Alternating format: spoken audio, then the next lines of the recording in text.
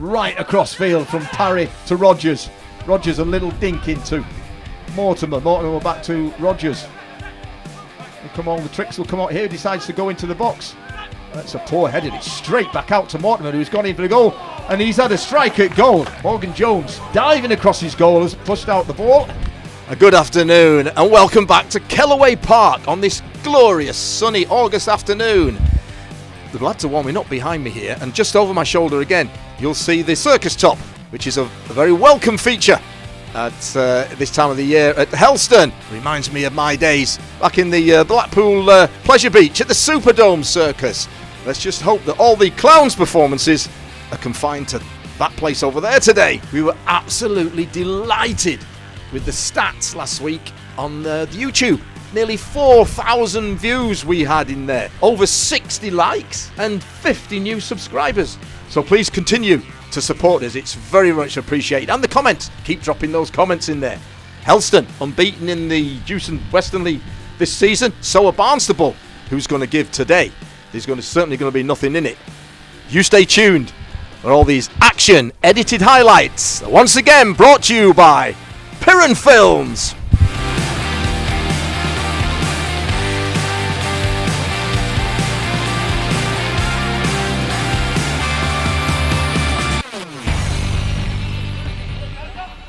Rocco Hill, he's turned the fullback beautifully here. Can Rocco Hill get a strike in and a goal? He went to go across goal, but there, a lovely drop of the shoulder and away he went. The ball's put in here now. It's a great with Parry, and Parry can get a strike in and a goal. His prowess and particularly his instincts in front of goal, he would have thought he'd got to be doing better than that. At least hitting the target, but there was an early warning sign. Both sides, to be perfectly honest.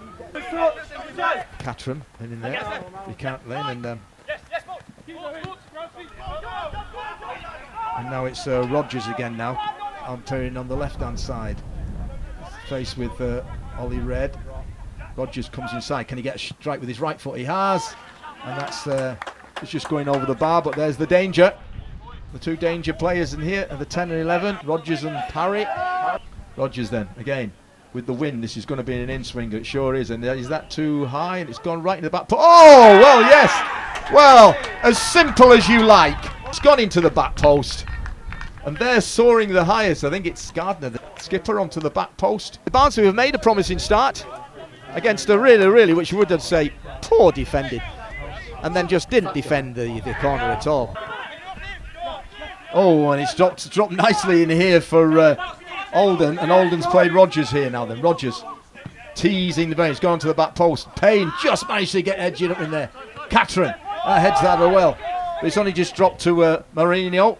Oh, and Kemp's completely missed that. Perry's spot back in here to centre forward, and it's a good saving challenge and tackle by both Freddie Kemp and Max Hill there. Just throwing back into Morton, it's easy out by Alden again. Looking to get the one in behind the back of it now, and Parry and Kemp can, Morgan in there, and Kemp can get out of it, and he can't. Well, it's there. Well, there was a straight race. Parry, the goal scorer he is, he wasn't going to give that away. He had a sniff of a goal, and it turned into a real chance of a goal. Morgan's Jones has come racing out the goal, got nothing on it, and Kemp lost the battle to try and clear the ball from the line. And we played 25 minutes now, and it's Barnstaple deservedly 2-0 up against the Helston side, who look really leg weary and lacking in confidence at the moment.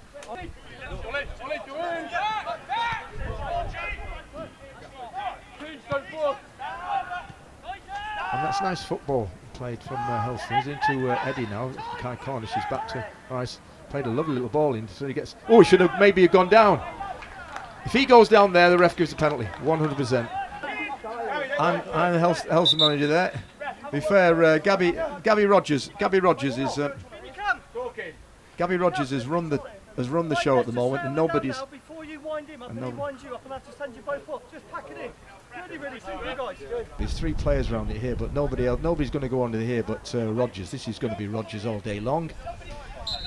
Helston with their wall. Rogers has gone in, little chip. Ooh, and tell you what, Jones wasn't quite sure. He's gone across the goal. So there we have. It's just going up to half time, and there we have First bus of the afternoon, as we might have the third goal of the afternoon coming here, but no. Connor paints them well, but then Josh Daniels. Oh, and he's giving it, yes. You're going to put your house on this with his left foot. And see, even he's making some pananka or anything. He's gone. And he's there. Well, I nearly called it because Morgan Jones has pulled off a super save from there. It was probably the weakest, poorest penalty we've seen for some time. But Rodgers had the fitness and the pace to get onto it before Morgan could get up, and he's rifled it back into the roof of the net. Right on half time here now. It's probably a sucker blow to the Helston side here.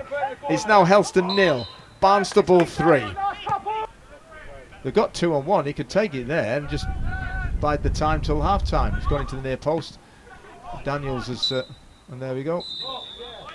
Well, Gabby Rodgers, the number 10.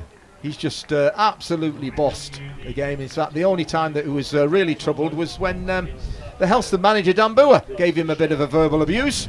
Otherwise, the Helston team on the pitch have got nowhere near him. So here at Kellaway Park, a sunny afternoon. The circus is on over there. It's here now at the moment.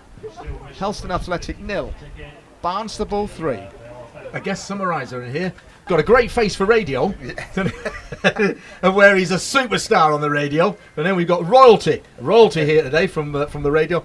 David White from the Dave White Show in the afternoon. So it's just short the halfway line. Teagler's from there. I know you love your football, Dave, and your beloved Luton Town's been playing today. How did they get on? I don't know. Yeah, they won 2-0 away at Peterborough. First 2 goals that we actually scored this season, because Wimbledon got an own goal last week for us. But yeah, they were a bit like Helston so far today. Not great in the first half, but fingers crossed. Well, Luton turned it on in the second half, so let's hope Helston can do that as well, because a bit toothless up front, I thought, first half. I think it was a bit toothless all over the park, to be perfectly honest, I think, Dave, yeah.